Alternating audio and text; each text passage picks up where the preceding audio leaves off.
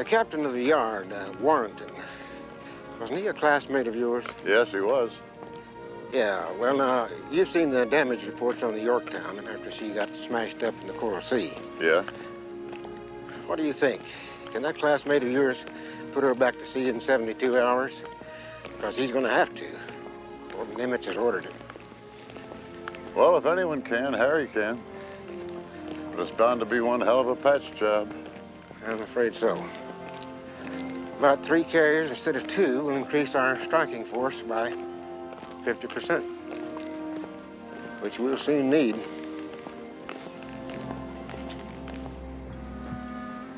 Reinforcements. You're looking pretty handsome there, sport. Thank you. Oh, hey. Want a beer? No. So, Astor's got command now. That's right. It's no more lady. It's Captain Sir. I don't like him.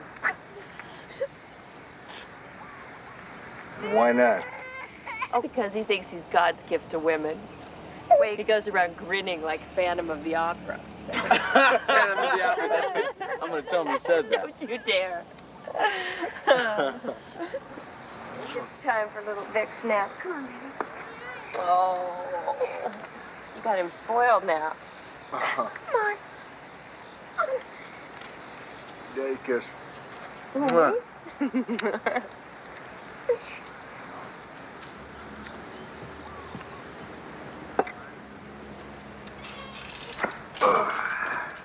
So. Look alive, guys. Dad and Admiral Spruance surrounding the Smith's Terrace. Full steam. Bruins? Yeah, when they make port, they usually hike up here together.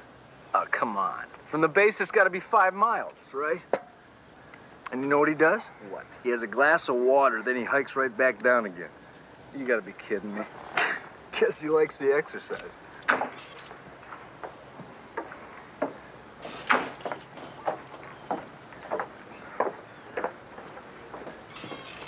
How's your word, gentlemen? Byron. Hey. Hey, Dad. This is my submariner, Admiral. Haven't seen him since Thanksgiving. Byron? Admiral? Warren? Admiral? Good to see you. Nice cool glass of water, sir. Well, thank you, Janice. You're a gracious hostess. My son's a submariner also. He's out on the Tambor now. How's your hunting been? 2 confirmed sinkings through 11,000 tons. Congratulations. You're ahead of the Tambor. Well, thank you, Janice. I'll have to be getting back down the hill now. Well, I'm sure Byron or Warren can give you a lift, sir. Oh, no, that won't be necessary. Henry?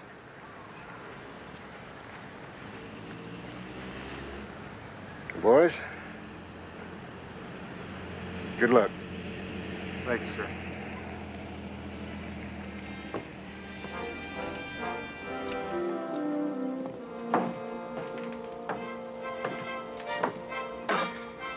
Henry?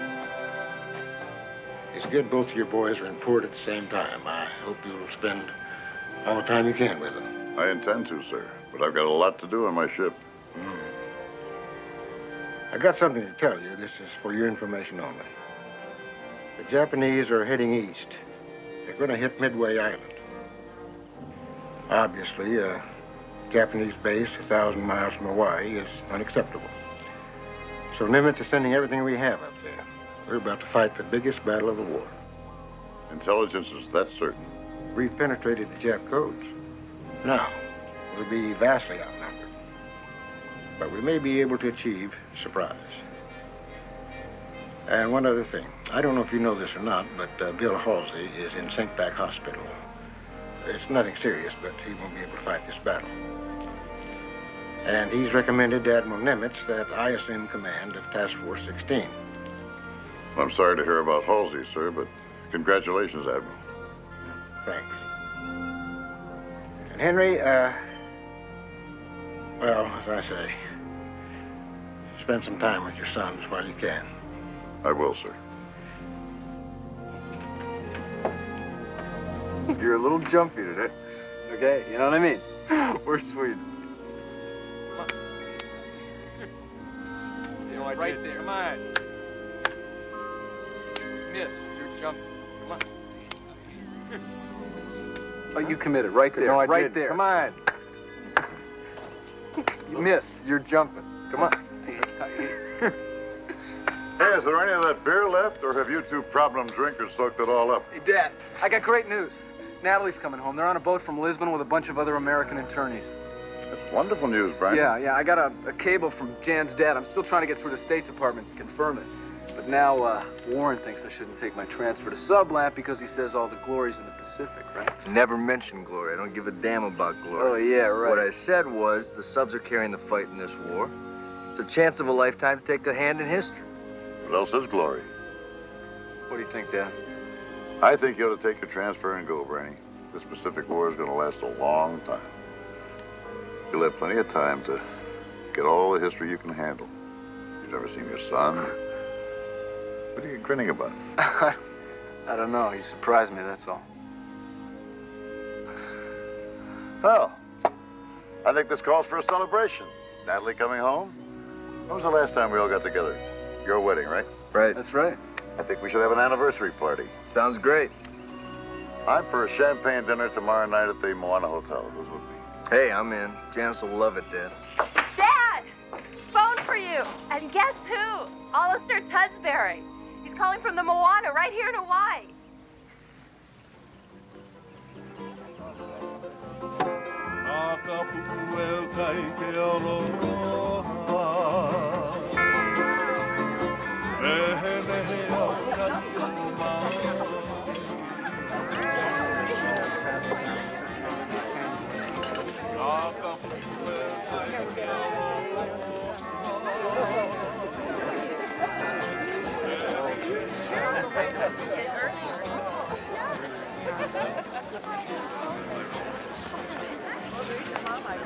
Park Henry, by Jove! Ha ha! Native London, Berlin, and Moscow. How are you? Well, Yank, you're in with us now. Up to your neck. Into the death. That we are. And none too soon. None too soon. Ha ha! You remember my daughter, Pamela? Or had you forgotten her? Nice to see you again, Pam. Hello there.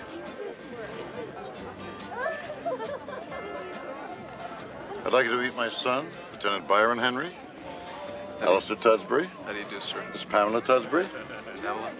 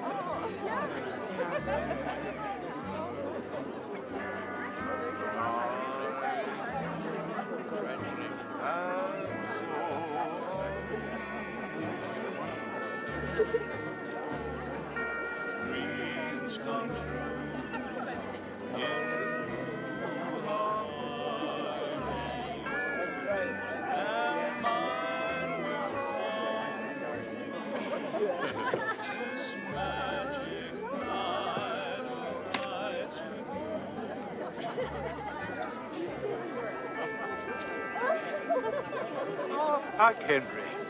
All alone? With the troubles of the world on your manly phiz? Hello, Talkie. You enjoying your party? Oh, bloody waste of an afternoon. Is your son's anniversary dinner still laid on for tonight? Still laid on. Smashing. How's your eye? Oh, trifle irritation. Small scar of battle. I'm hoping to get the patch off when I've checked at your naval hospital this afternoon after I've interviewed Nimitz. You sure he'll see you? Oh, these boys are never too busy to talk to me. If I'd been at Waterloo, you know, Napoleon would have talked to me on horseback when he was fleeing the field, no matter how much his piles were hurting him. I've just been thinking about Napoleon. The ball in Brussels before the battle. Yes, but at the moment, at least, one doesn't hear the thunder of approaching cannon. Or does one? Not that I know of. Something's brewing up on this island, something tremendous. Tell me what you know. Sorry, Tudsbury, I can't help you. How do you think Pam's looking? Sort of tired. She's had a rough time of it. We both have. But she'll snap out of it. She's very resilient. Well, I thought I'd better go and drivel a bit more with General Richardson. Terrible stick.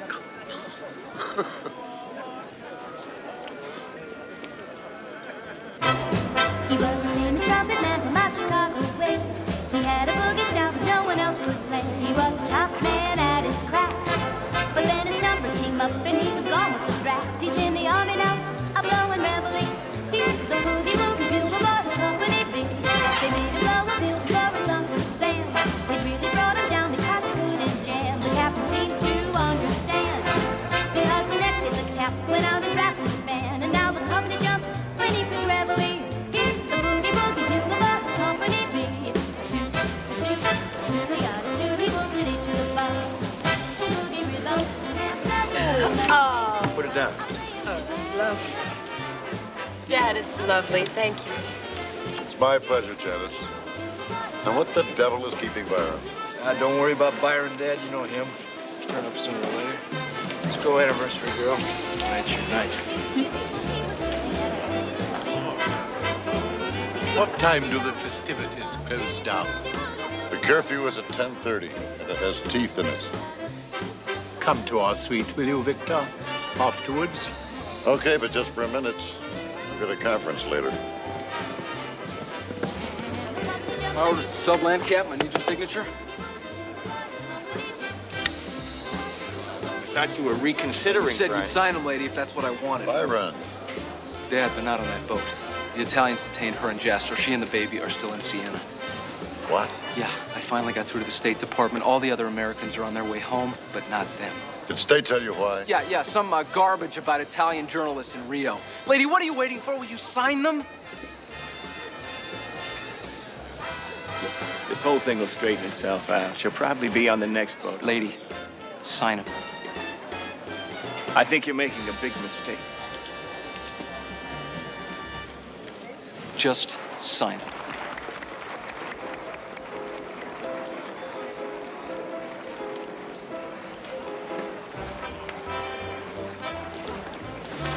Dad, I'm flying to San Francisco. I'm going to need a ride to Nats at 21:30. It's a small matter of air priority. I've got my air priority, Class 1. Where do you think I've been?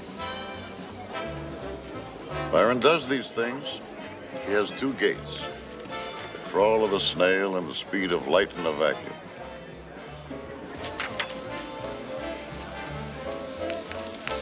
About time you showed up. Hey, Warren. Borrow your wife for a dance? Sure. Just bring her back in one piece. You're going to have to pour me onto that plane. Come on, Jan. Let's show them how it's done. What's going on? Signing your brother's orders to subland. Natalie and the baby have been detained in Italy. I thought. That's all I know.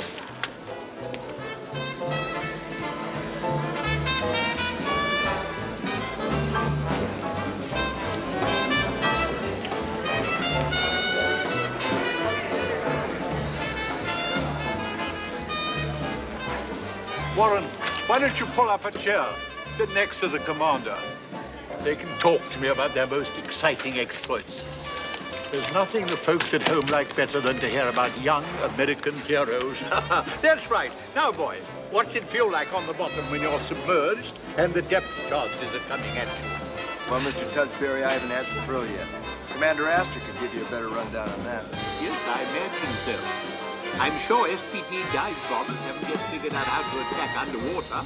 Let's hear it all, Commander. Then, Warren, you can tell me your exploits. What's been the most exciting underwater experience? Did you by any chance get a letter that I sent from here months ago? No, I've never had a letter from you. I got one from you. Oh, did that actually reach you?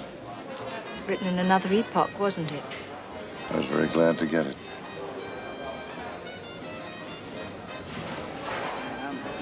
How's your wife?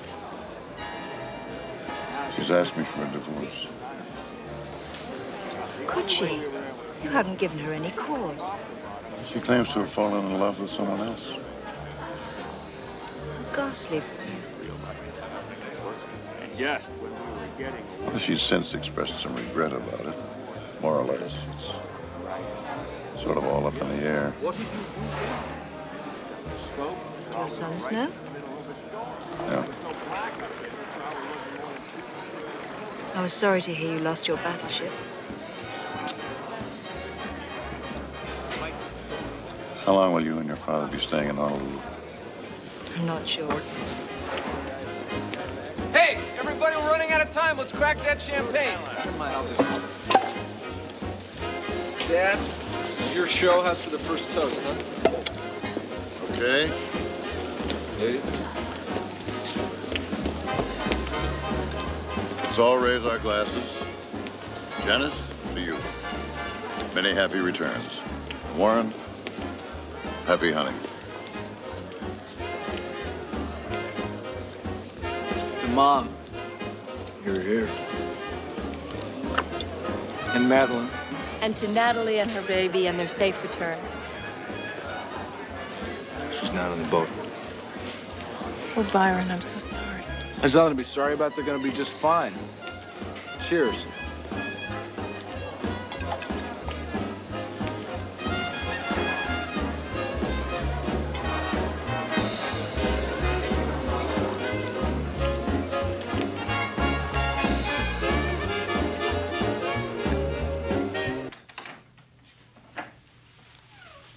No one will ever know, Victor, how much I owe to this girl. For the last 6 months, I've dragged her through fire and water. She's never faltered, never complained. Pamela, get me a brandy, will you? Now, Victor, I'm going to ask you again. What is happening on this island? What major military operation is planned? Damn it, Victor, I'm a friend of yours. I'm a friend of your country's. Talkie, go to bed. I beg your pardon? You've had a very long day. Now go to bed. I want to talk to Victor. So do I. You're very hard on me, Pamela. Very hard. Go to bed. You know perfectly well Victor isn't going to tell you anything. I suppose you're right. Very well. Good night, Victor. Good night, Talkie.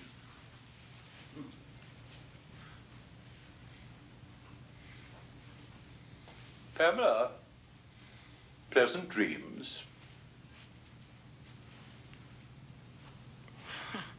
He's such a small boy.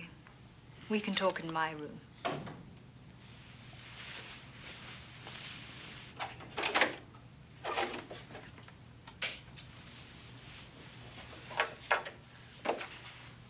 Not as luxurious as Talkie's suite, I'm afraid, but then I wasn't expecting to entertain.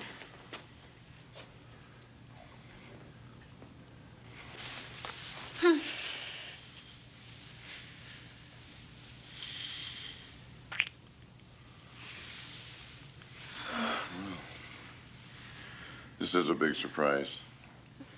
Why? I made my feelings clear in Moscow. I thought it was all over the way you were acting. Oh, Victor, your sons were right there. I thought you liked young Astor. He was handy. I had to do something to take my eyes off you. Now, what's this about a conference tonight? I have to leave in a few minutes. What? Well, can we see each other tomorrow? Pam, the fleet sails in the morning. No! There's never time, is there? Never! I should have looked you up the instant we arrived, but I wasn't sure what you felt. It's been 6 months. What was in that letter you sent me? I was ending it, giving you up.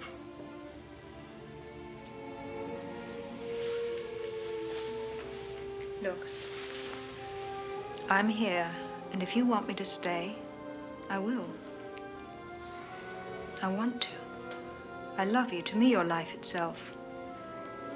And if you want me to go, I'll go.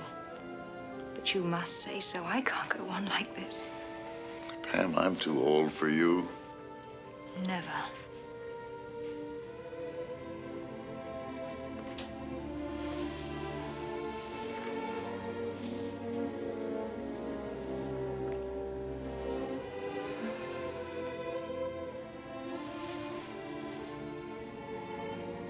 Wait. Here's where I'll be when you get back. I put a month's hold on it yesterday. When will you get back, do you know?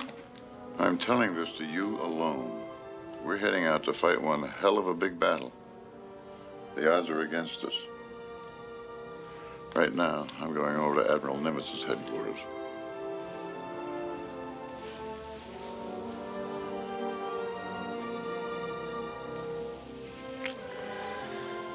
I love you, Victor. I'll never change. When you come back, and you will, I'll be here.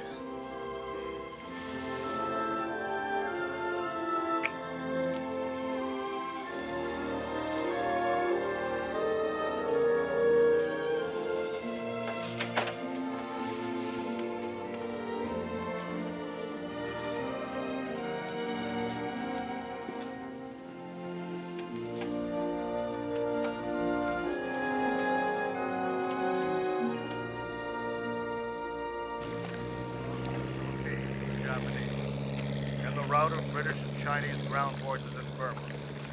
General Joseph Stilwell, the American commander of Chiang Kai-shek's Chinese armies, said from Impal, India this morning, after a 140-mile retreat through the Burmese jungle, we've taken a hell of a beating.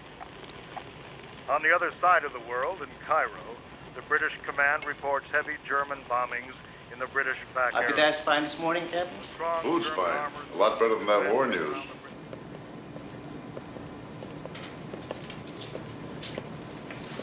Lieutenant? Hi, Dad. Too busy for me, say so. Not at all. Just catching up on the news. Red Army defenders in the Kharkov area. Kremlin sources fear that as many as 200,000 Soviet troops may have been killed or captured. Closer to home, Axis Turn that off, will you? have sunk 6 more ships and waters on this Sunday. You ever get to Kharkov, Dad? No, the Germans held it when I was in Moscow. How about having something to eat? No, thanks. Janice just gave me the royal send-off, steak and eggs for breakfast. Brian get away all right? Oh, he's in San Francisco by now. With a historic hangover, no doubt. Dad, it's Midway, isn't it? And the whole damn Jap fleet? Where'd you hear that? Guy in Halsey's staff. I'm sorry to hear that Halsey's staff is a thief. What about this Admiral Spruance? You've been steaming around with him for months. What about him? Battleship man, isn't he? War college type, not even qualified in aviation like Halsey. You can't shoot off dive bombers like 16-inch shells. They have to turn around and come back. Admirals seem to have no end of trouble remembering that. Admiral Spruance will remember. Glad to hear you say that. Look, it's 0814 now. I'm underway at 0900. You want me to send you back to Fort Island on my gig? In a minute. I, got this, just a little financial dope. I was gonna give it to Byron, but he's gone. Janice is a smart girl, but arithmetic throws her for a loop.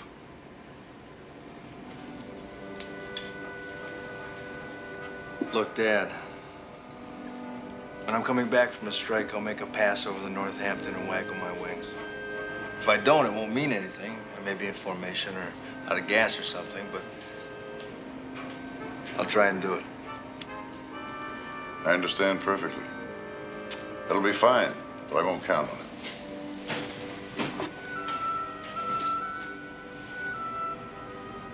I missed Mom and Madeline at that party last night. There'll be more family reunions, Warren.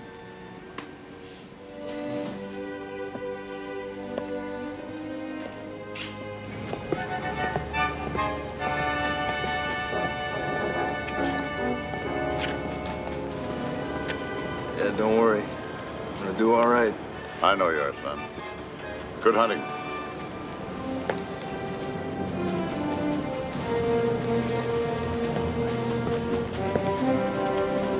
Request permission to leave the ship, sir. Permission granted, sir.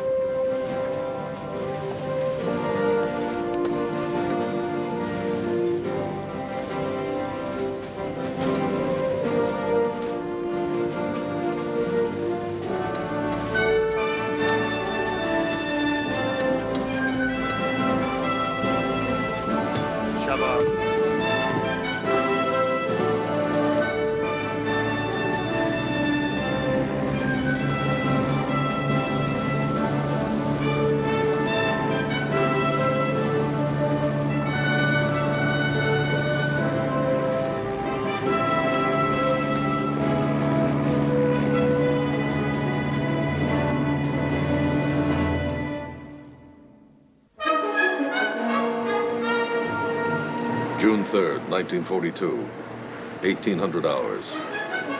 And the whole might of the Japanese combined fleet is rapidly closing on Midway Island. But the capture of the 2,000-acre patch of Pacific coral and sand is not their only mission. Perhaps even more important is their plan to lure out and annihilate the remnants of the severely weakened U.S. Pacific Fleet.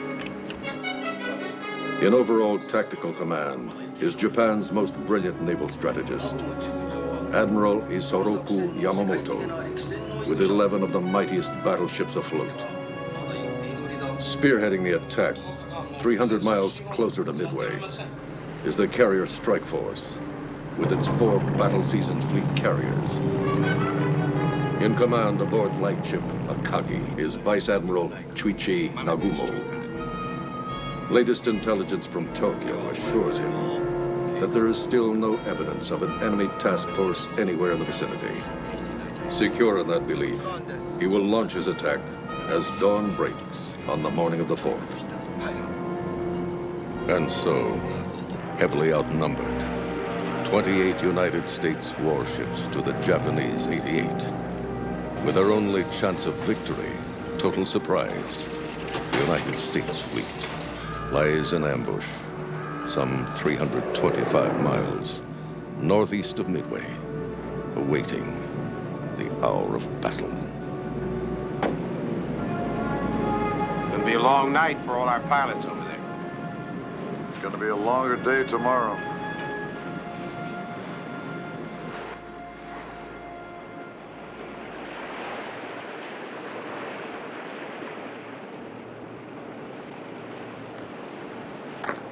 Join the Moonlight Warrant.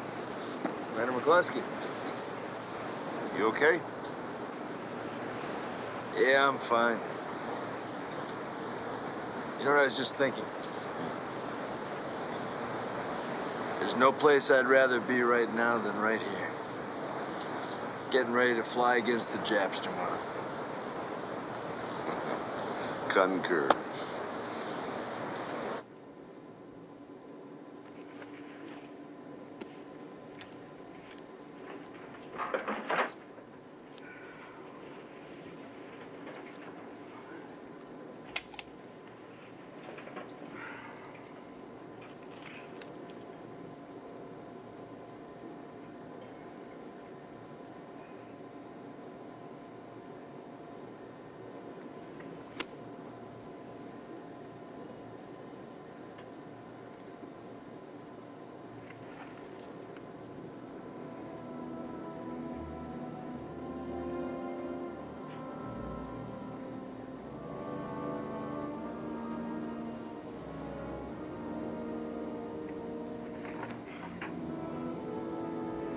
I'll ask a silly question.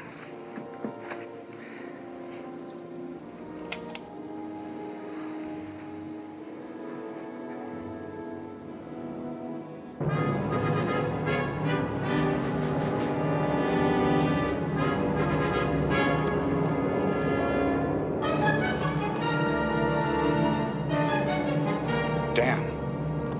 That's got to be the biggest show on Earth. Hey, look.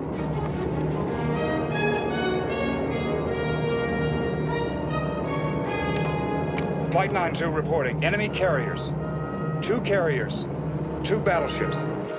Bearing from Midway, 320 degrees. Distance, 180 miles. Course, 135 degrees. Speed, 25 knots. Dog love. Oh, God love that thing.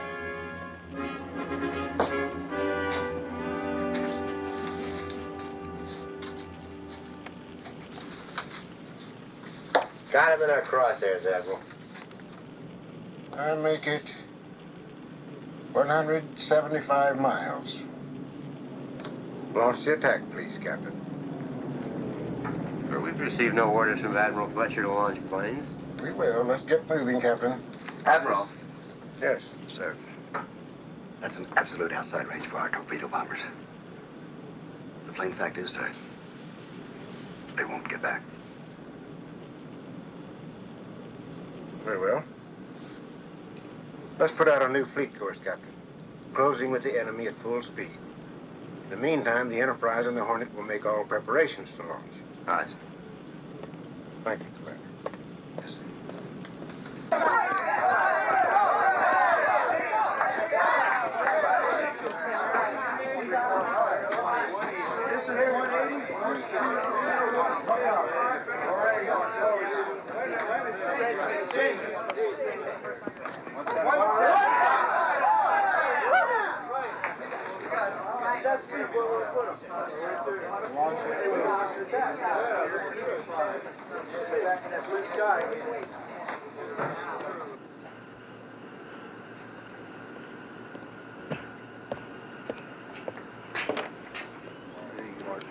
Eugene E. Lindsay, Commander, Torpedo 6. Well, it won't be too much longer now. Under 170 miles. I figure we'll close to 130. That's still pretty tight for our group, but this is for keeps. We got to get the drop on the little bastards. Now just get us to 130. Let's hope so.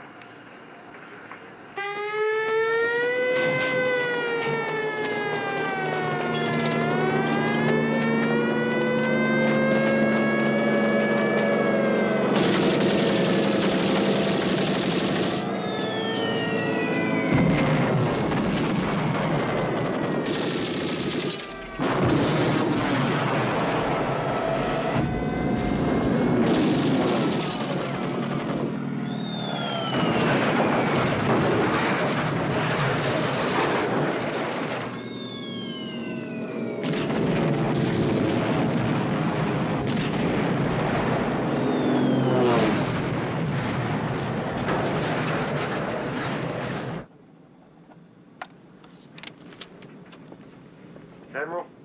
Yes. Oh, thank you. Gentlemen, Midway is under attack. Present range to target, Commander.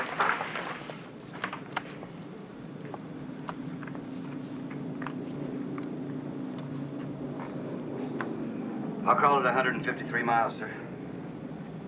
Launch planes, Captain. Sir, it's still extreme range for our torpedo squadrons. I know that, but it is absolutely vital that we hit them with that first surprise blow and with everything we've got. Unfortunately, that calls for the ultimate risk. But it is exactly what we must do. What about their other carriers, sir? We still don't know where they are. No, but Midway is reporting very heavy air attack. So I'm gambling that that sighting report was wrong. And that Jap carriers are all there to get them.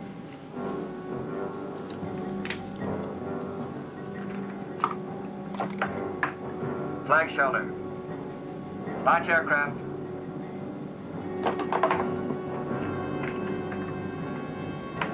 God help those brave young men. Good luck, Gene. Give him hell. Good hunting, Warren.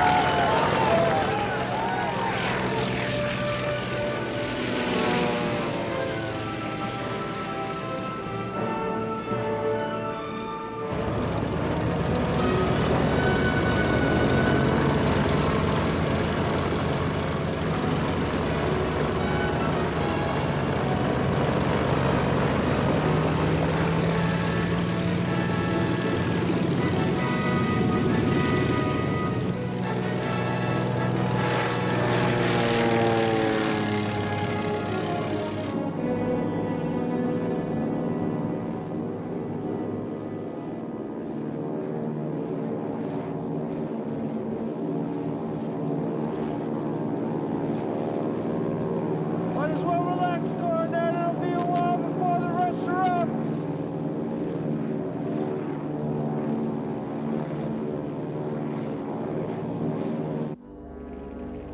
The first Japanese strike on Midway Island has ended, and the American garrison has been hit hard. Only the bombers and torpedo planes which scrambled before the attack, and the Midway airstrip itself, survived the pounding. It is for this reason that the returning Japanese attack squadrons radio ahead that there is a need for a second strike. A tough decision. Nagumo already has a group of torpedo planes on deck, armed and ready to torpedo any American warships that may surprise him. They will now have to be rearmed with bombs to hit land targets. But his intelligence still reports no American vessels in the area. So Nagumo decides, remove all torpedoes, rearm with bombs for the second strike on Midway. It is a decision on which the entire battle will turn.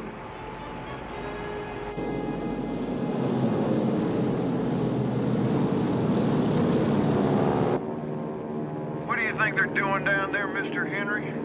You reckon them fighters and torpedo planes will ever get airborne? When are we going after them Japs? We all go together, Cornet. Coordinated attack, remember? These launchings are going pretty slow, Captain. Those dive bombers up there have almost burned up an hour's fuel. Bearing at starboard quarter. Bearing 165. Range 6 miles. Flash the Enterprise, Jim. Urgent. Sighted enemy cruiser scout planes. Aye, aye, sir. Admiral of Northampton signals she spotted a Japanese search plane.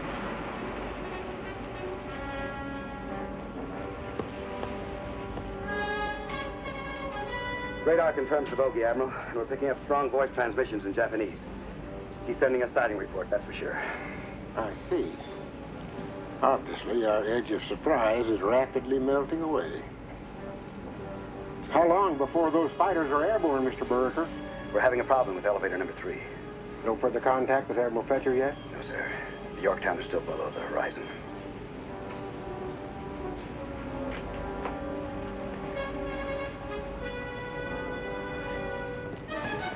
Meanwhile, as Nagumo continues to rearm for the second strike, a scout plane sighting report is delivered. 10 enemy ships, some 200 miles to the east, heading southeast, appear to be accompanied by one aircraft carrier. And so with the carrier threat to his flank, a second strike against Midway is suddenly out of the question. The moment of ultimate decision has arrived. Shall Nagumo wait for his returning planes to launch an all-out coordinated attack against the American carrier? Or shall he strike at once with what he has? It is at this moment that the Midway strike planes begin to arrive. Low on fuel, some shot up and in distress, demanding to land on the cluttered carrier decks. He makes his decision. Clear all carrier decks. Recover, refuel, and rearm all planes from Midway. Close the enemy at full speed and hit him in a coordinated attack with all-massed air might. But all this will take time. Precious time that will prove crucial to the eventual outcome of the battle.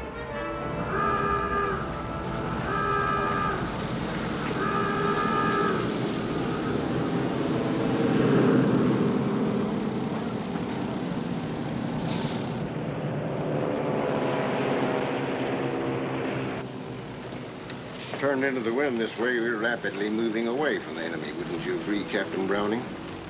Yes, sir. Send the dive bombers on their way. Without fighter cover, sir? Without fighter cover. We can no longer afford the luxury of this leisurely launch. We have to forget any hopes of a coordinated attack. Squadrons will proceed to the target as and when airborne. Signal Commander McCluskey to attack the enemy carriers immediately. This is Flag Shelter. Release orbiting aircraft for strike.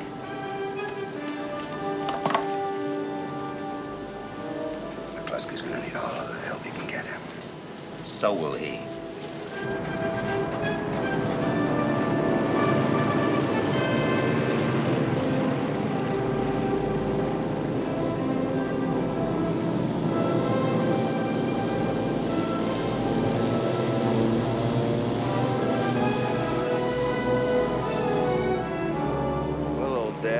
you are.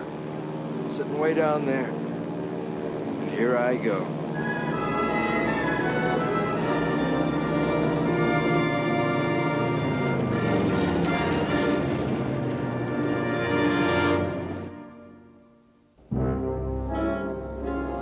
Oh, 9-12 hours. As the Enterprise dive bombers reach the intercept point, they find no trace of the enemy.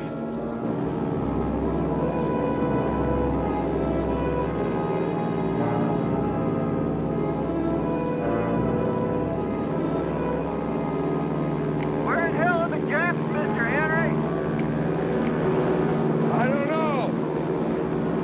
Sure hope the Hornet and Yorktown are doing better than we are. And although the Yorktown has finally launched, she has sent up only half her planes. The Hornet dive bombers and fighters are already out of it. Low on fuel, they have turned back and are heading home. Many will splash in the sea with empty fuel tanks.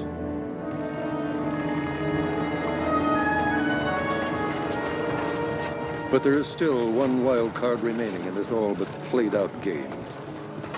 The 3 slow American torpedo squadrons, operating separately in a random and quite unplanned way. They are the ones who will finally find the enemy.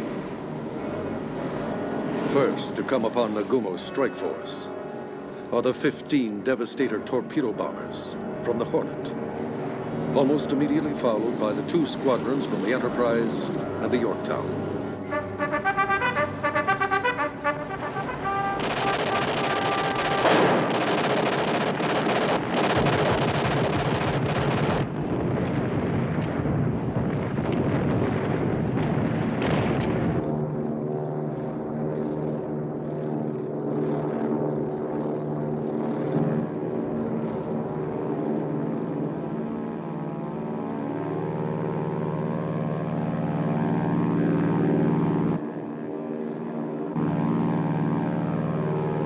Cornet! Looks like we finally found something. The Jap destroyer.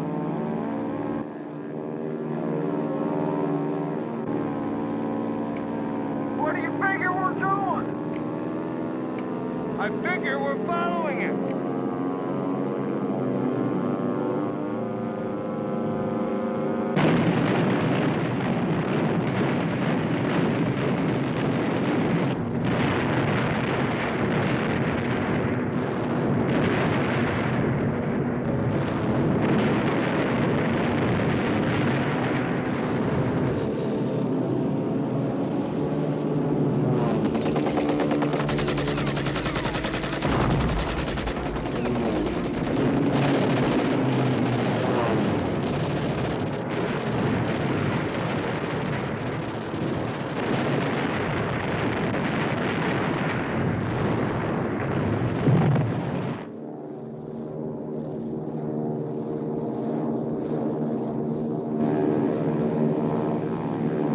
Hey, looks like that destroyer showed us the way. We found the bastards. Squadron is set to 10,000. Prepare to attack.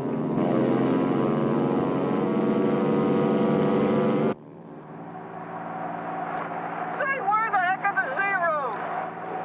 Are you complaining? Oh, no, sir, Mr. Henry. Can't you drop that egg in there, sir? I'm gonna try. You want to know where the zeros are? Take a look below. The battle of the torpedo squadrons is almost over. Without fighter escort, the slow-moving torpedo planes are easy prey. Not one American torpedo will find a Japanese ship. And in less than 40 minutes of actual combat time, 35 of the 41 attacking planes will be lost. And 68 courageous young flyers, including Eugene E. Lindsay, Commander, Torpedo 6.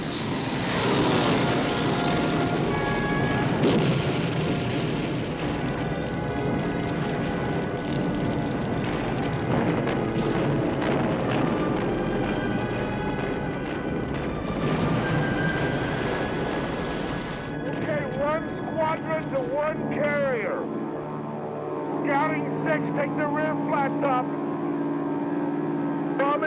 That second one is your baby. We're going in. Here we go.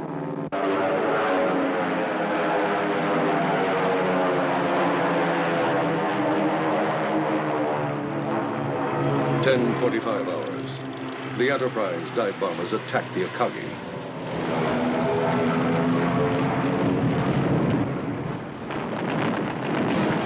Then moments later, the Yorktown dive bombers, launching a whole hour after the Enterprise, hit the Soryu.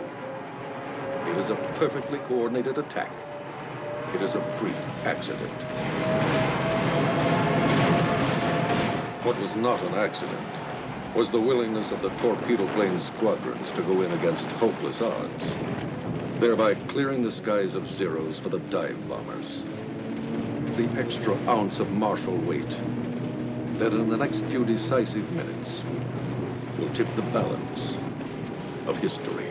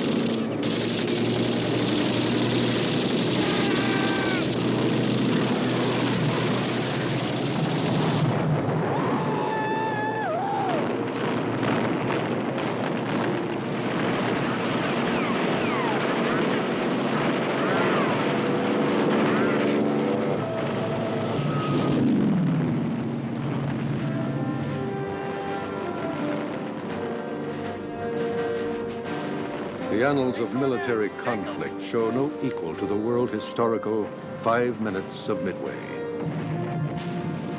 Between 10:25 hours and 10:30 hours, on this fateful morning of June 4th, 1942, 3 Japanese carriers with their full complements of aircraft are reduced to smoking flotsam.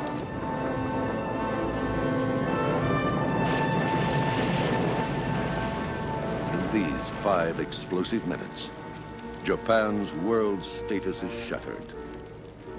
Though she will have to suffer 3 more years of defeat and final atomic blast horror before she will accept this fact.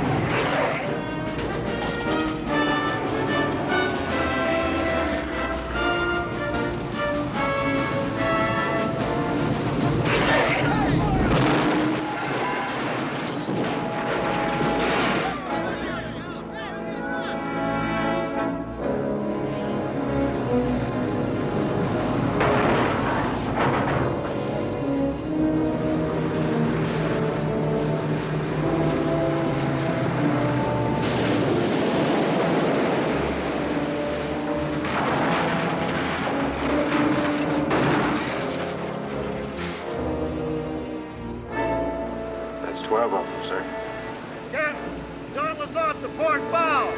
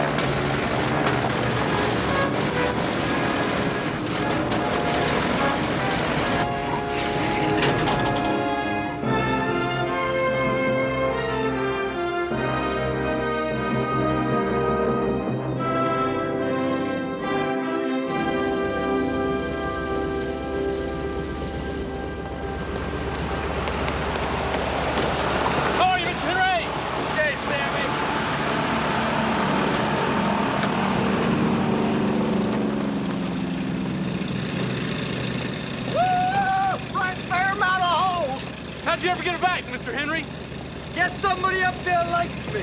Now hear this. Stand by to launch fighters. Repeat. Stand by to launch fighters. We better get below. Looks like we got company. Right, Mr. Henry?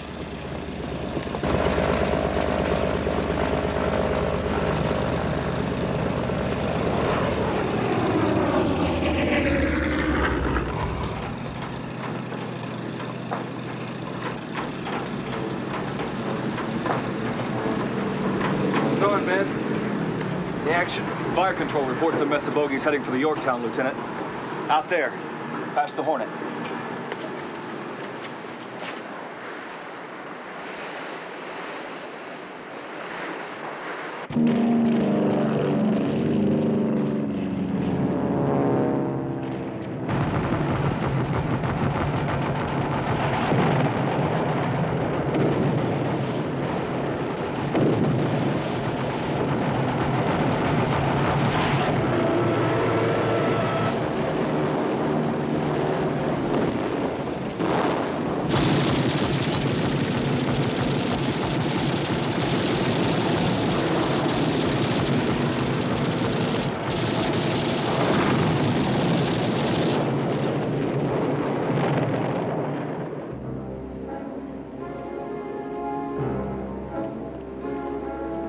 Yorktown reports 3 bomb hits. Heavy damage below decks.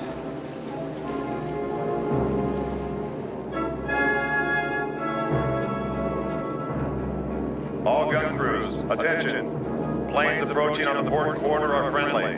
They're returning Yorktown aircraft low on fuel and requesting emergency landing. The Yorktown has been hit. Stand by to take planes on board.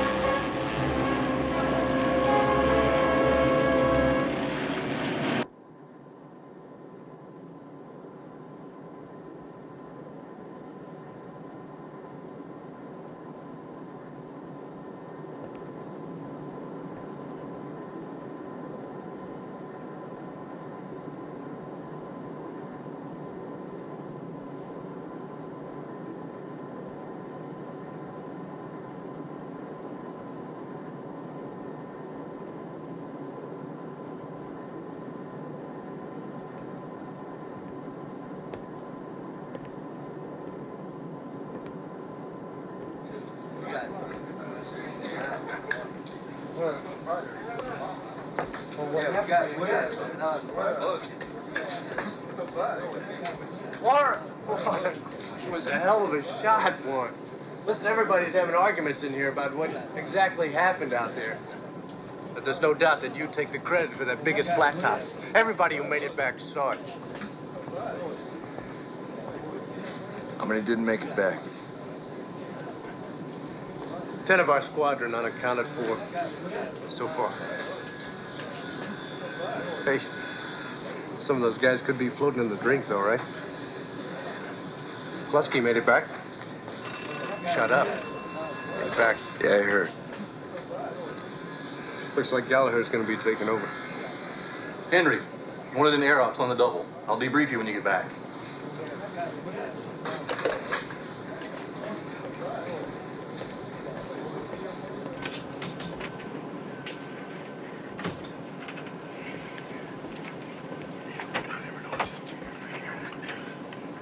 Henry, this is Shumway, Yorktown's bomber squadron exec. Henry? Shumway? Shumway's just itching to get at that 4th Jap carrier. Yeah, I want to get the son of a bitch that plastered the Yorktown. And that's exactly what we're gonna do. Search planes are out looking for it right now. You heard about McCluskey. Something else. My exec is missing. Instant promotion, Henry. You're next in line. You're it. Yes, sir. I want you to scratch together a bombing squadron at once. What's left of bombing 6, scouting 6, and the rest of the guys from the Yorktown. Shumway here will be your operations officer. Yorktown's damage control people are doing one hell of a job. But right now, hell, it's up to us. Commander Gallagher, Captain Browning wants to see you up on Admiral Spruance's flag shelter right away. Right.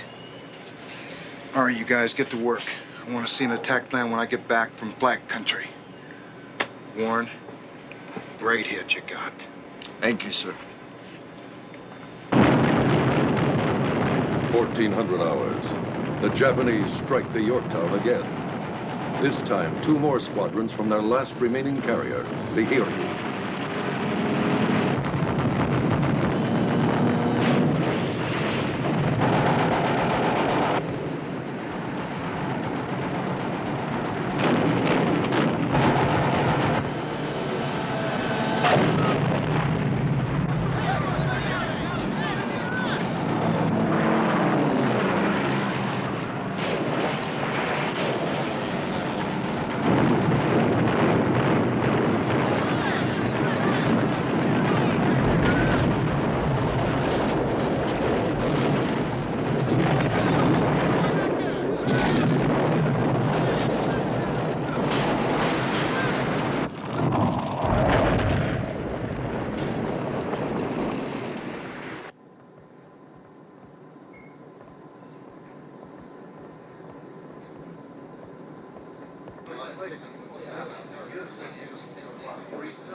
Okay, let's settle down. Everybody take a seat.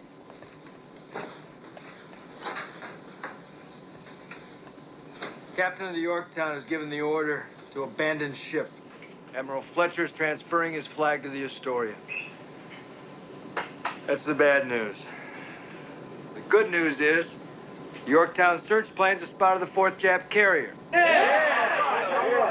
And the attack is on. We got a chance to give it right back to the bastards. And we're mostly new to each other here. I've heard a lot of arguments about who got hits on those carriers this morning and who didn't. I don't want to hear any more of it. It's our tails if we don't operate together, like old buddies. So if you have a problem, save it for the Japs. Okay? Yes, sir. Lieutenant Shumway will give you the attack plan. Okay. This time out, there'll be no torpedo planes or fighters to wait for.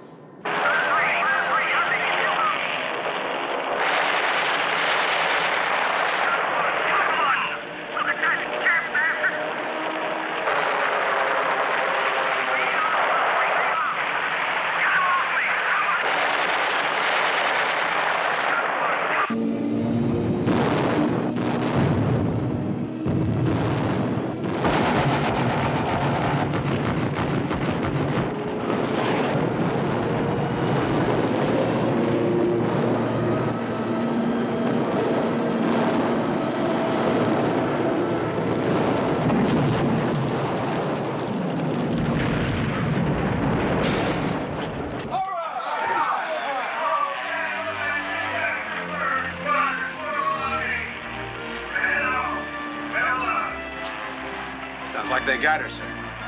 I'd say we won the first round of this fight.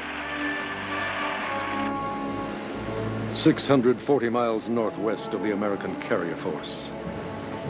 With the only Japanese warships that still remain undetected, Fleet Admiral Yamamoto's mighty battle line has been smashing grimly eastward since mid-afternoon in hopes of counter-ambushing and annihilating the remaining American naval forces.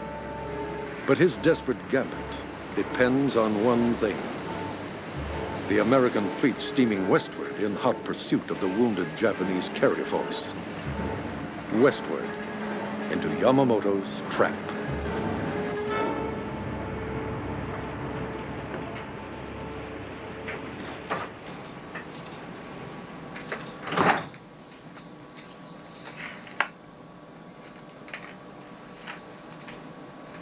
Wait till you hear this, York.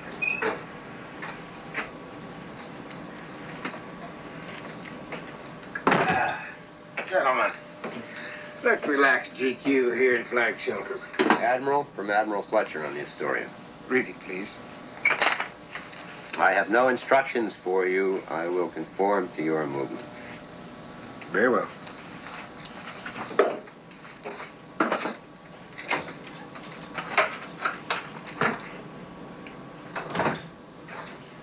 Probably figures he can't fight the battle from a cruiser.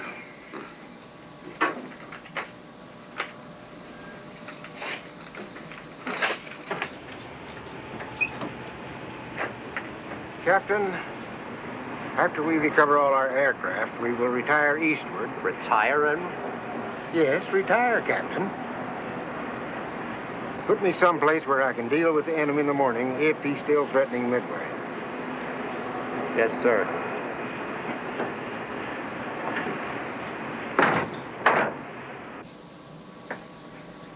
What's wrong, Captain? We just received orders to retreat. What? Retreat. Retreat from a beaten foe. And so the United States fleet will turn eastward, away from the powerful advancing Japanese force. Then, as 3 a.m. passes, and there is still no sign of the enemy, though unable to believe that the Americans have not come out in pursuit, Yamamoto must now reluctantly turn back. His only hope remaining, that with daybreak, the enemy will finally come out and pursue. Hey, Pete, what you doing up? Couldn't sleep. Me either. Any of the other guys around? Nobody's gonna sleep too well tonight, let me tell you. Some of the guys are down in the wardroom, they're chowing down. No news? News is we got a gutless admiral. News is we're retreating, didn't you hear? What are you talking about? You didn't hear? All hell's broken loose up in flag country. Word in the wardroom is that Spruance could get court-martials for this. What's his reason? He must have some reason. Reason is he has no stomach for a fight. That's his reason. The staff could hardly get him to launch today. Word is, if Browning wasn't around, we'd still be sitting on that deck. We wouldn't have made that first strike ourselves. The Japanese would have creamed us, Warren. Why? Why did Halsey have to come down with the crud? Will you tell me that, please? Look, we did get 4 of their carriers. Maybe he wants to quit while he's ahead. You know, that's not bad poker. Listen, the guy is blowing our chances of destroying the Japanese fleet. You know that, Warren. Pete. Maybe tomorrow the Japs will still want to take on Midway. Then we'll have another big day. Best thing you can do right now is get some sack time. Hey, let the brass worry about these things, where we're going and why. Come on. We'll head down to the wardroom. See if those chow hounds left anything behind. Hey, Warren. Tell me, what it feel like when you dropped that bomb down there? I mean, I missed 2 today by a country mile. It's a great feeling. Absolutely great. Nothing like it. But I'll tell you something. That long flight back, I got to thinking about those Japs burning up. Planes going up like firecrackers, everybody drowning. I thought to myself, we get paid to do some damn strange things in this Navy. I'll see you later.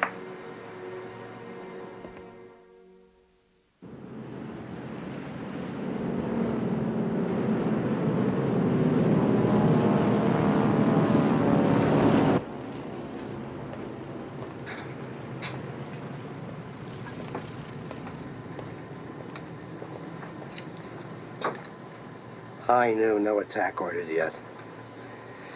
This is like peacetime steaming. Okay. If I hang for it, I'm gonna have it out with it. Admiral. Captain? May I say something, sir? Certainly. Sir, I feel I must point out that our aviators have been up since 3 a.m. and in their ready rooms since 10 a.m. Yet no air operations are scheduled. We're not even in full pursuit. I am aware of that, Captain. But do you have a suggestion? The staff recommends an urgent launch of a search and destroy mission, Admiral, while there's enough daylight left for combat. Well, where would we send them? I still have no clear idea where the enemy headed last night. We've had contact reports all morning from the Midway search planes. Very dubious reports. They jump all over the chart. And I still don't have confirmation that those Jap carriers we damaged are sunk. Sir, our boys are losing their fighting edge. It was bad enough last night when we had the enemy on the run and we turned in the opposite direction. That's a hard maneuver for young fighting men to understand. Captain, would you mind stepping out on the bridge with me, please? Aye, sir.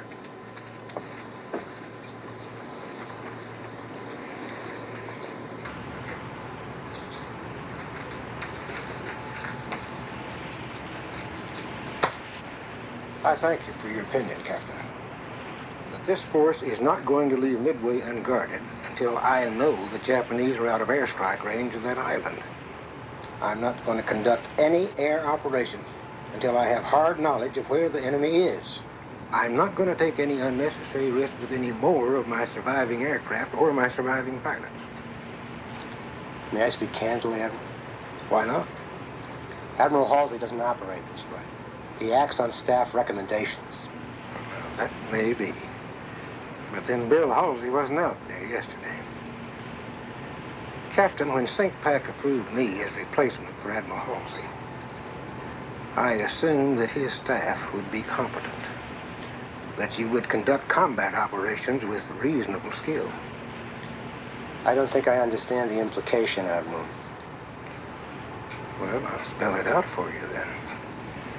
Perhaps you've forgotten in the fine flush of our good fortune that yesterday's operations began with a bungled first launch.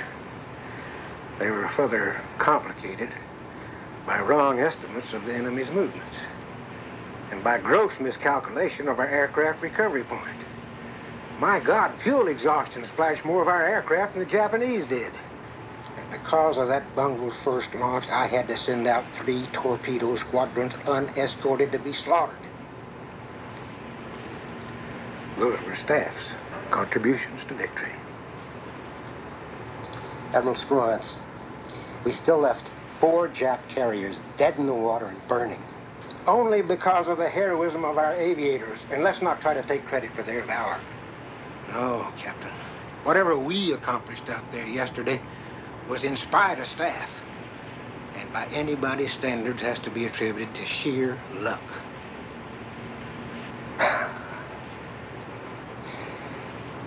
My point, Admiral, is that sunsets do not wait. If we don't launch soon, a whole day will have passed without this force having taken one aggressive action. And that may take some explaining, Admiral, back at Pearl Harbor, not to mention Washington. It may indeed, Captain, and that is my responsibility. Pardon me, sir. This just came in from Midway. Thank you, Commander. Bomber's report. The Japanese are out of airstrike range of Midway. They're retreating westerly, escorting a smoking carrier. Now I have a hard target.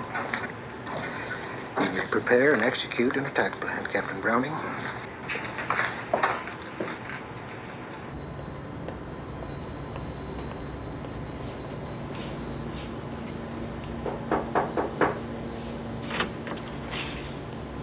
Sit down, Warren. You had a chance to plot out that new attack plan, Warren? Yes, sir, I have. Now, what do you think of it? It's a plan for a swim meet. You know Admiral Spruance, don't you? My father does. Well, that's good enough. I just talked to the captain of the ship. He'll run interference for us.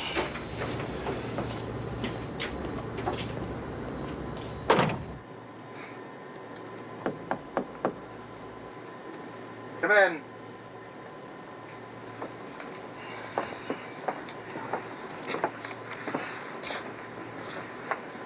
Well, what have we here? Miles, Commander McCluskey would like a word with you about the staff's attack plan.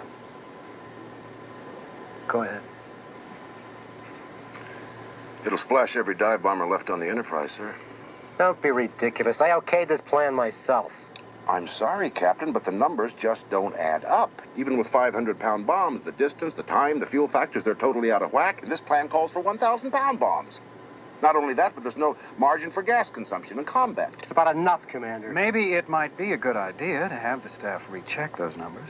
There's nothing to recheck, Captain Murray. This plan is in order. If your pilots will watch their fuel economy, try not to botch their navigation, there won't be any splashes. Sir, with all due respect, I will not send my air group out under these orders, not even if it means a court-martial. That's exactly what it will mean, Commander McCluskey. Gentlemen.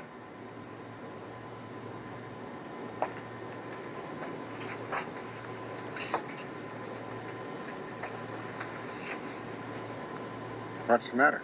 Insubordination, Admiral. McCluskey here refuses to obey a direct order. It's a one-way mission, Admiral. With this plan, my aviators don't make it back. Not with the fuel and the distance factors. He's right, Admiral. You tell me, gentlemen, what is the meaning of this temerity?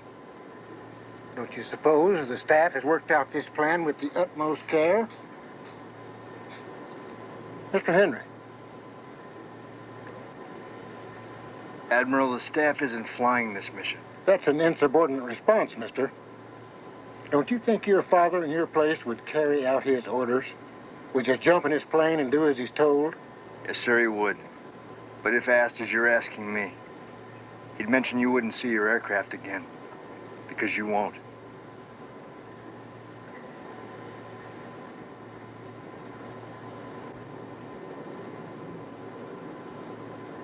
All right.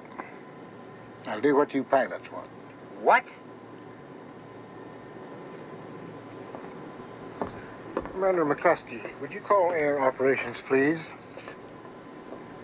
Let's have a revised plan. Aye, Admiral. Thank you, sir. Captain?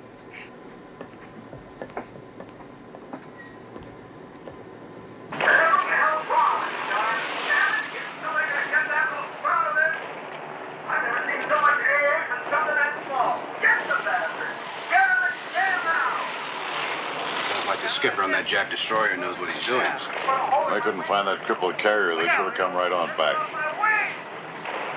All right, Squire. Let's forget it. That's where it goes. Formal. We're running out of daylight. Let's get out of here.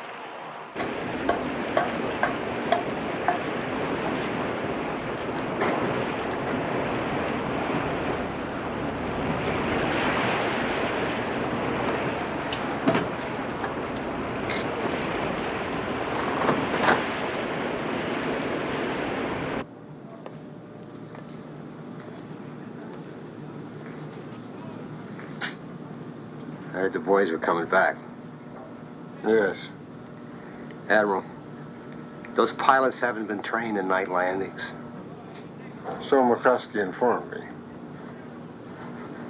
Let's go to flag plot.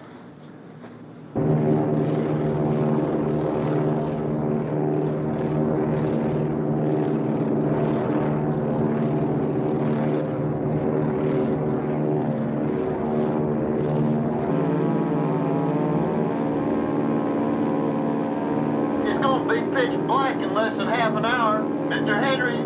I know, Cornet.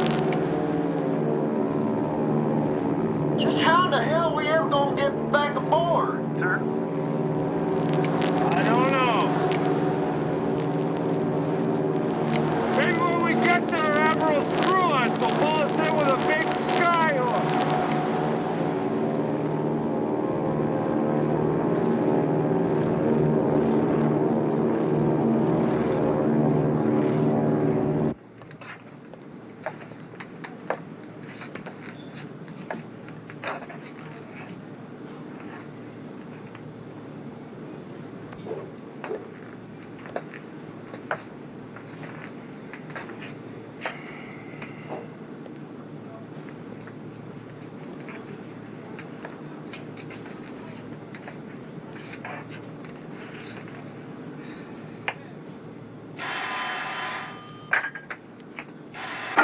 Flag bridge. Admiral, radar reports returning aircraft 2 miles out. Thank you, Commander.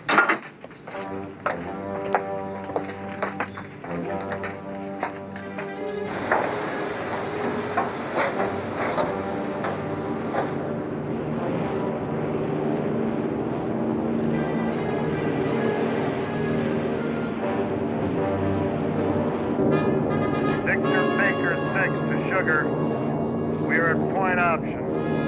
Fuel level critical. Urgently requested instructions. Repeat. Urgently requested instructions.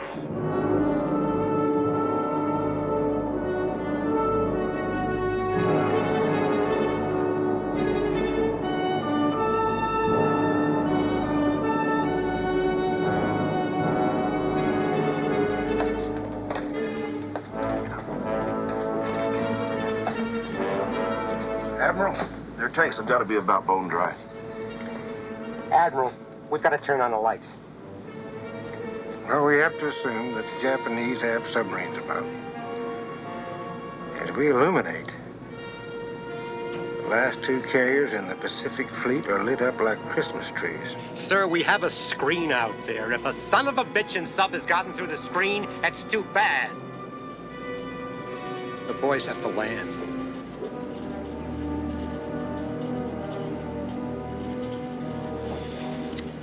I agree, Captain. Illuminate at once. Aye, aye, sir. Bill. This is Flag Ridge. Admiral Spruance has ordered the fleet illuminated for recovering aircraft. Turn on all landing lights. Repeat. Turn on the lights.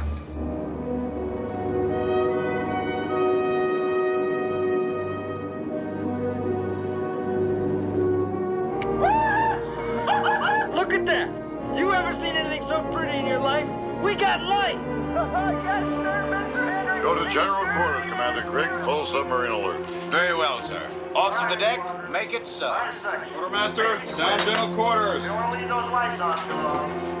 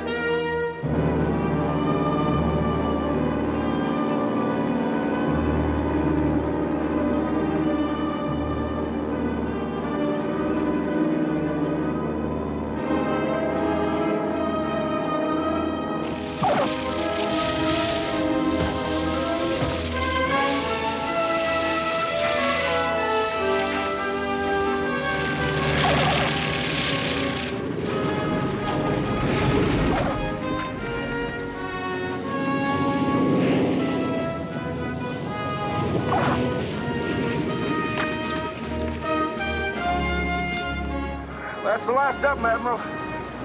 Very well. Let's darken shift, Captain. Eyes.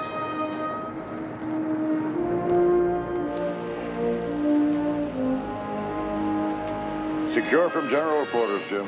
Aye, aye, sir.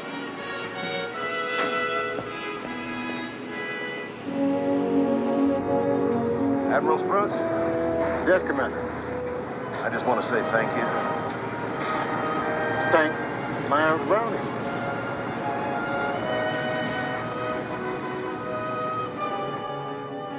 June 6th, 0900 hours.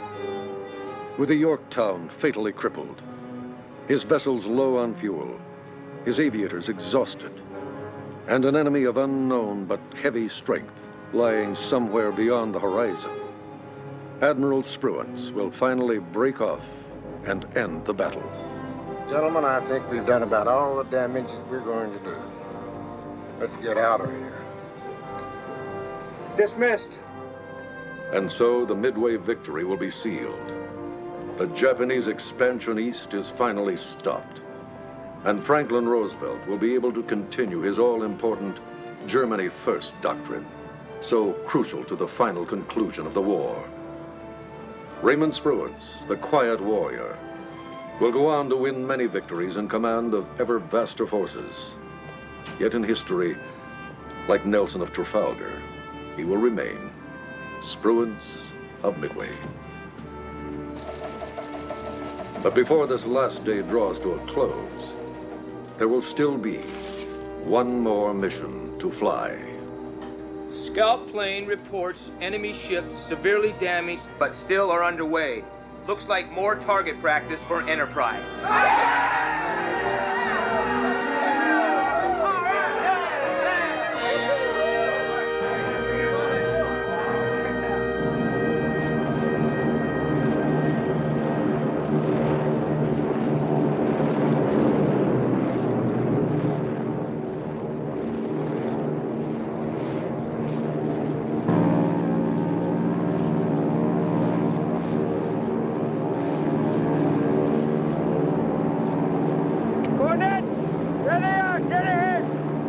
on schedule.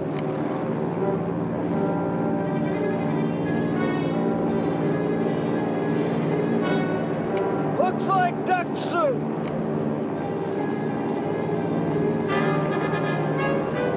Division 3 and 4, you go after that lead cruiser.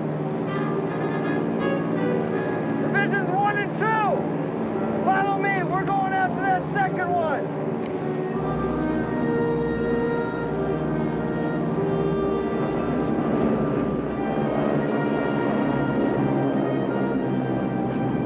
Okay, here we go.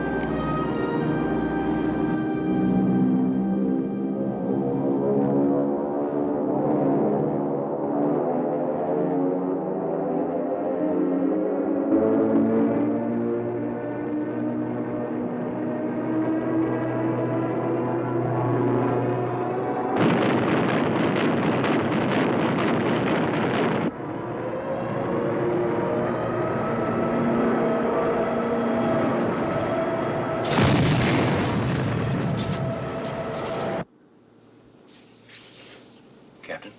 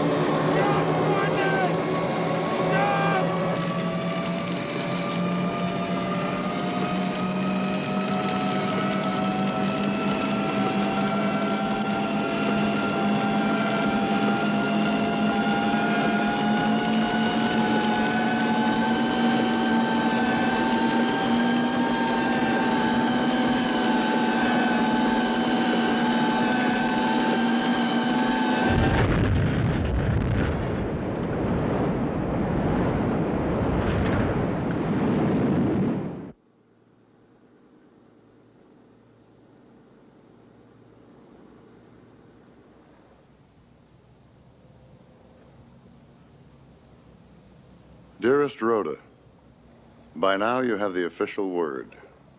I tried a couple of times to place a call to you, but it was probably for the best I didn't get through. It might have been painful for both of us.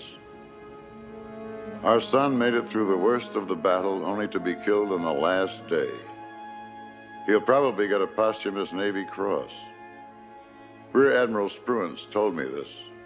Spruance is a controlled person, but when he spoke of Warren, there were tears in his eyes. He said that Warren turned in a brilliant, heroic performance. Warren is dead. We will never see him again. We have Byron, we have Madeline, but Warren's gone, and there will never be another like him. He came to see me just before the battle. I can still see him standing, hand on the overhead, saying with that easy grin of his, "If you're too busy for me, say so." Too busy. God forgive me if I ever gave him that impression. There was no greater joy in my life than talking to Warren. In fact, just resting my eyes on him. I have just written my ship's battle report, 1 page long. We never fired a gun. We never saw an enemy vessel. Warren and a few hundred young men like him carried the brunt of a great and victorious battle. Somewhere a character in Shakespeare says, "We owe God a death." Few men in any armed force on any front will strike a harder blow for their country than Warren did. That's what he set out to do. His life was successful, fulfilled, and complete. I want to believe that. And in a way, I truly do. But, what Warren might have been. I'm a known quantity. There are 1,000 four-stripers like me, and one more or less doesn't matter that much. I've had my family. You might say I've had my life. Yes, Warren's gone. He won't have any fame. When the war's over, Nobody will remember the ones who bore the heat of combat. They'll probably forget the names of the admirals, even of the battles that saved our country. I now feel that despite all the present discouraging news, we'll eventually win the war. The Japs can't recover from the shellacking we gave them at Midway, and Hitler can't lick the world by himself. Our son helped turn the tide. He was there when it mattered and where it mattered. He took his life in his hands, went in there and did his duty as a fighting man. I'm proud of him. I'll never lose that pride. He'll be in my last thoughts. Other things will have to wait for a different letter. God keep you well. Love, Bud.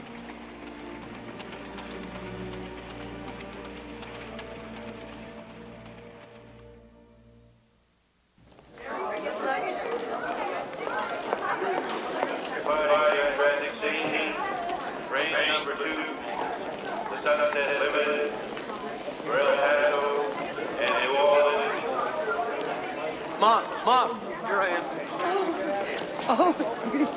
My baby. It's so good to see you. I got the most wonderful letter from your father. I must have read it 1,000 times. Have you heard from him? No. Let's go. I've got Madeline's car. Oh, Howard, you look so wonderful.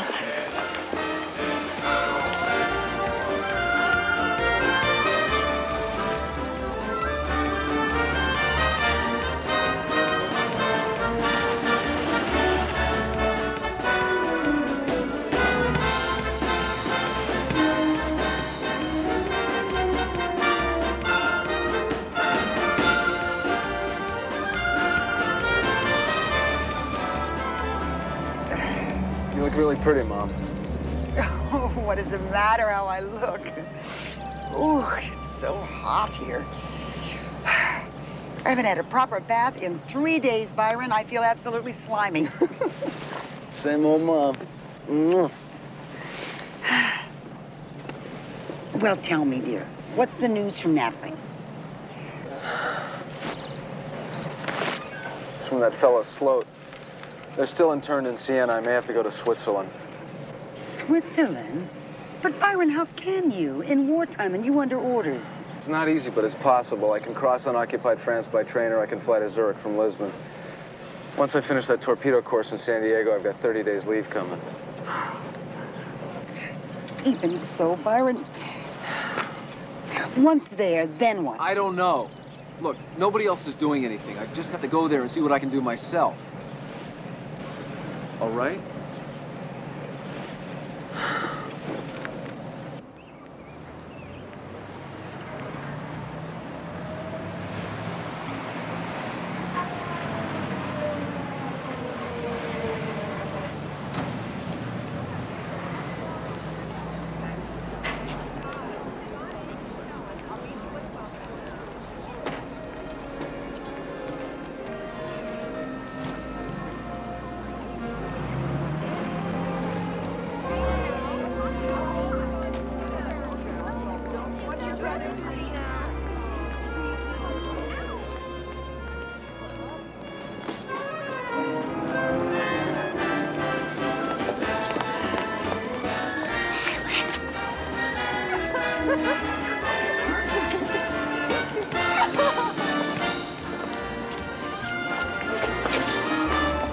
Wasn't that Errol Flynn?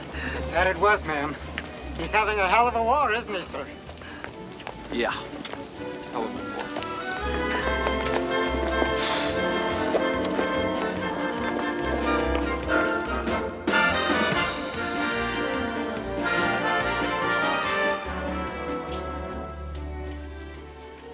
You can just put him over here, thanks. Before I do anything else, I must shower. I mean, this very second. Where's Dad's letter? You want to read it right now? Yeah.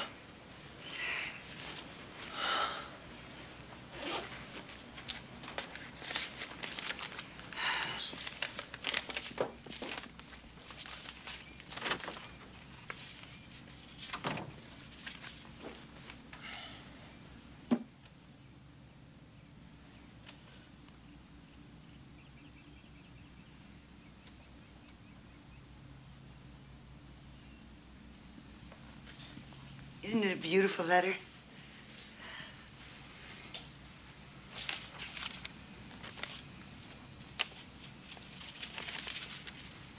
I'm saving it. I'm saving everything. The telegram, the letter from the Secretary of the Navy, the newspaper write-ups, the invitation from the Gold Star mothers. I'm saving it all. I'm going to put it in a... Oh, to hell with this hair. I don't care anyhow. Mother. Madeline. Oh, Madeline. Oh. Oh. I'm so glad you're here. But why aren't you ready? Ready for what? The party? The fundraiser for Second Front Now? You didn't tell her. I forgot. I'm only organizing the whole thing. Madeline, I'm completely confused. Aren't you still working for Hugh Cleveland? Hugh Cleveland is the chairman of the committee. Oh. That's how I got involved.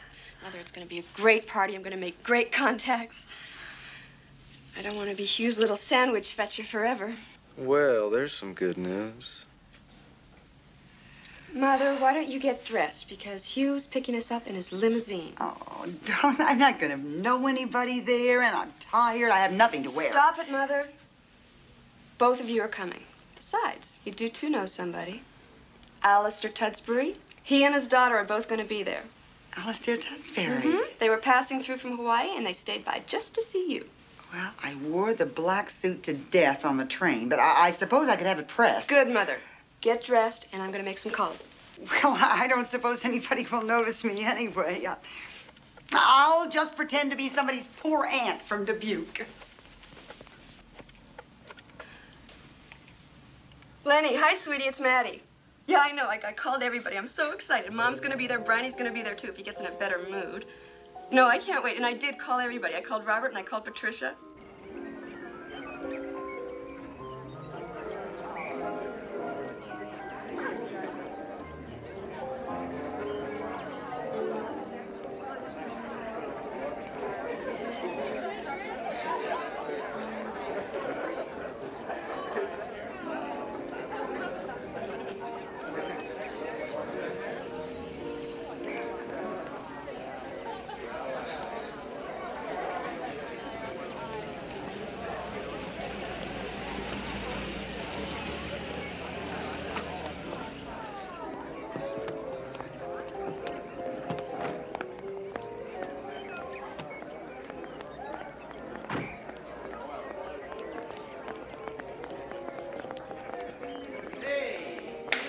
Baby, how are you? I got a script plan. I'll call you on Monday. Mary Lou. You? How are you, sweetheart? Short? Maddie. Maddie. I want you to meet a few people here. Maddie's mother, Rhonda Henry. Wow. Rhoda Henry. Rhoda, how are you? Welcome to Hollywood. War hero's son, Byron. Byron, watch out for you. There's a lot of nice girls in there. Come on, have a good time. Drinks, everything. Coop is there. Good. Huey, I never get over this house. It's so beautiful, isn't it, Mom? It's all so exciting. Harry Tomlin's Hugh's agent. He's only one of the biggest in Hollywood. 10% of my heart's blood's in this place. It ought to be nice. Oh, look who's here.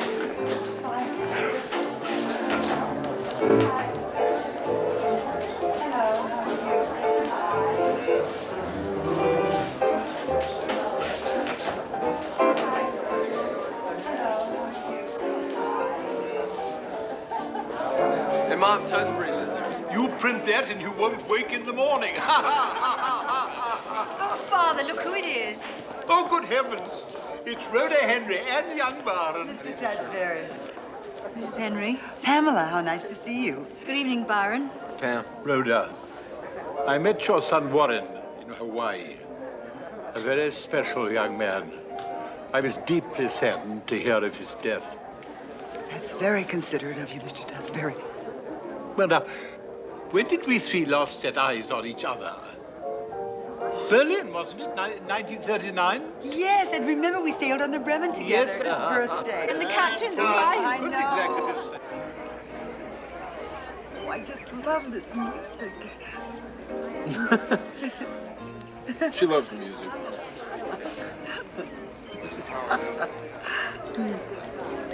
That's right. She's my mom, and I love her.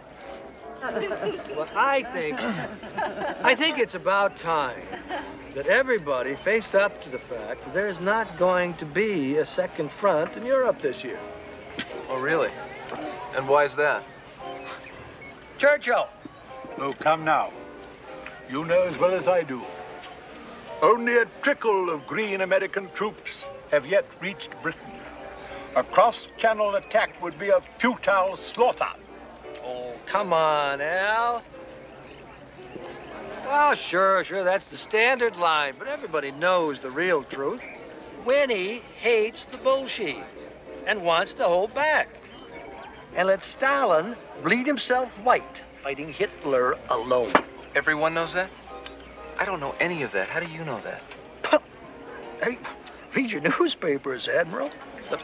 Why do you think I'm chairing this little shindig? To put the pressure on, to get something done. No, you listen to me, Huey. You want to do something useful with your time. Put on a benefit for the Jews in Europe.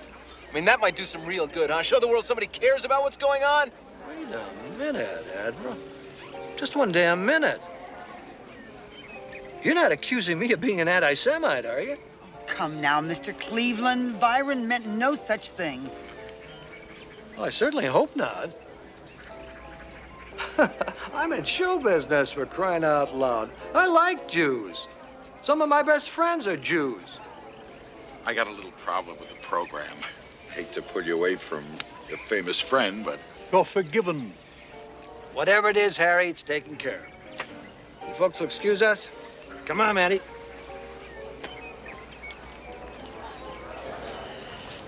Was that fun, Byron? Well done, Baron. You put that horse's ass just where he belongs. Didn't he, Pamela? You most certainly did, Talkie. Pamela, get me a large brandy for my nerves.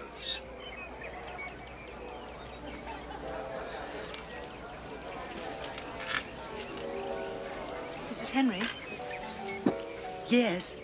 Do you think we could have breakfast tomorrow morning? Just the two of us? Why, I suppose so. Good.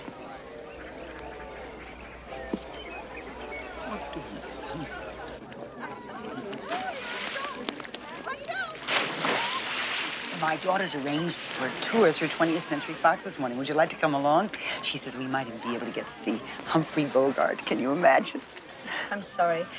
I've got to finish tonight's broadcast and get it talkie by 11. You mean you actually wrote it? Oh, yes. I help him when he's indisposed. He manages better in London. We'd be there now, but Madeline told me you were coming west, and I did so desperately want to talk to you. Really? What about? About your husband. I love him.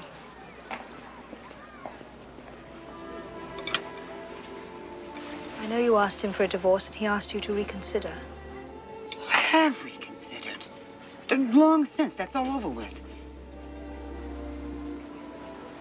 How did you know all this? He confided in me. He confided in you?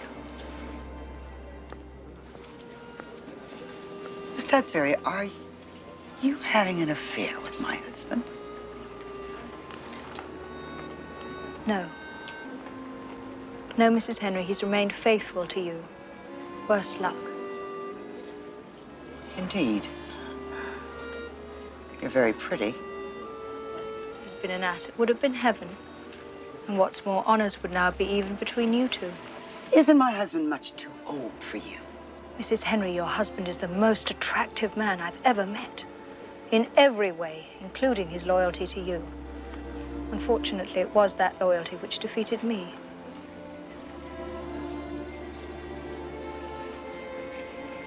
Did you see him after Midway?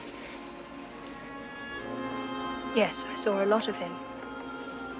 And all through his agony, all he did was think about you, how you were taking it, how he could console you. He even considered asking for emergency leave.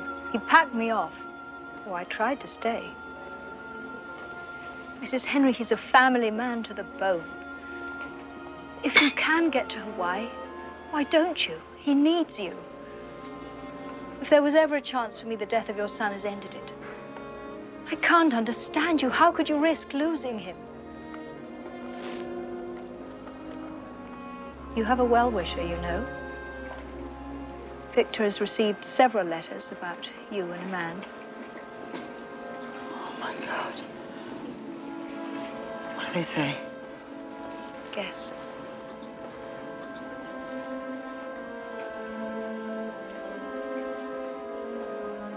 Look, I'm sorry to hurt you in your bereavement, but I don't want you to hurt him any more. This is a bizarre conversation, isn't it? A wartime conversation.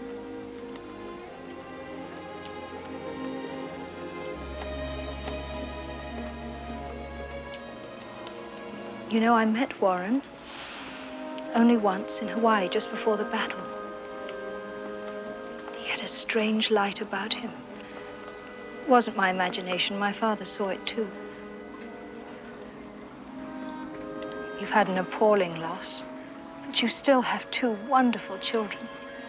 If you and Victor console each other, perhaps in time you will be happy again.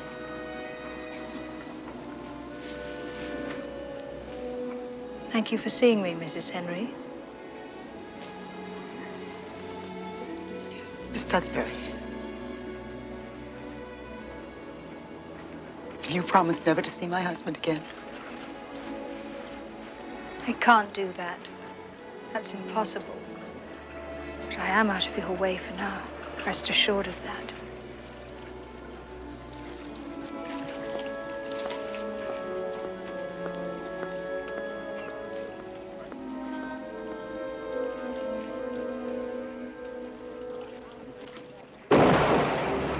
Early June 1942, Hitler's Case Blue offensive smashes deep into Russia's vitals. At Kharkov, Sevastopol, and all along the Don, the Red Army fades away before this astounding new show of German power. Meanwhile, in North Africa, Field Marshal Erwin Rommel's brilliant armored offensive sends the British reeling in headlong retreat eastward across Libya into Egypt.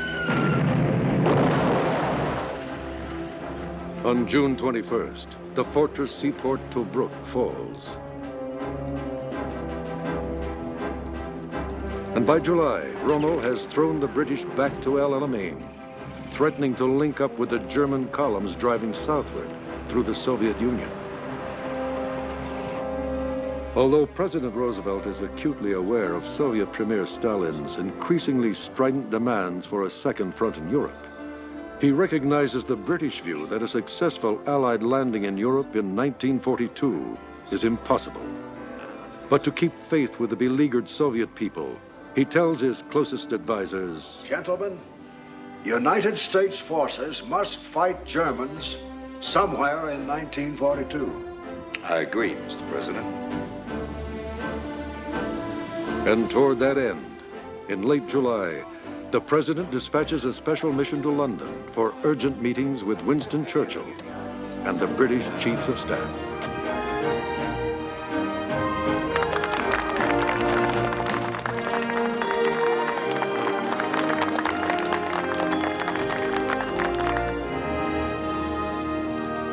We have arrived, gentlemen, at an historic moment. I thank our American friends for their forbearance and understanding. So, North Africa it is to be, and the recovery in the West of the initiative, the golden fleece of war. Previous code names for this operation have all been cancelled, and the final code name for the landings of our combined forces in North Africa will now be Torch. And, gentlemen, on or before October the 30th, the torch shall be lit.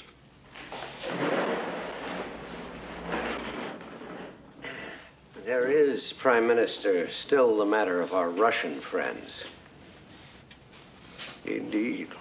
But now I must do as I promised your president. I shall leave at once for Moscow, and there I will tell Joe Stalin, face to face, that there will be no second front in France in 1942.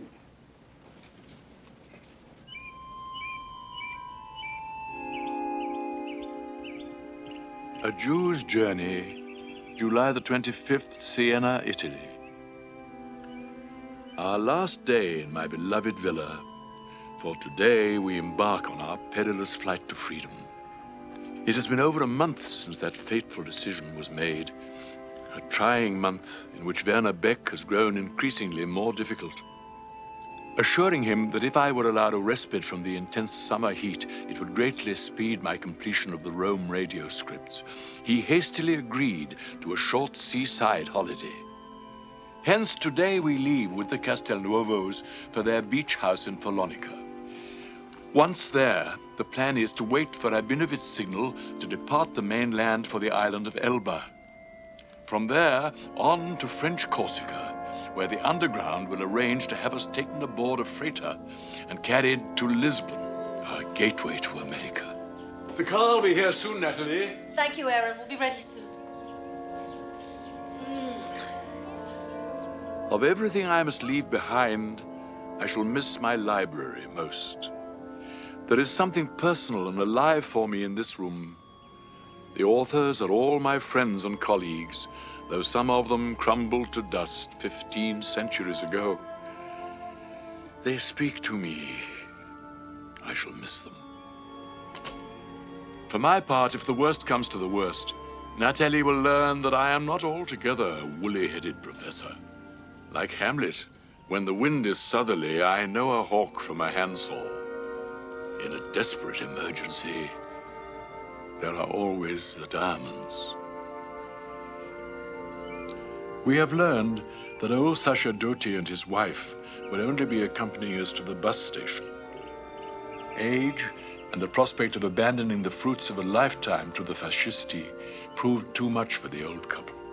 To further legitimize our deception, Natalie has given the servants orders for work to be completed on our return in 2 weeks. But the servants are wise. They will not be fooled.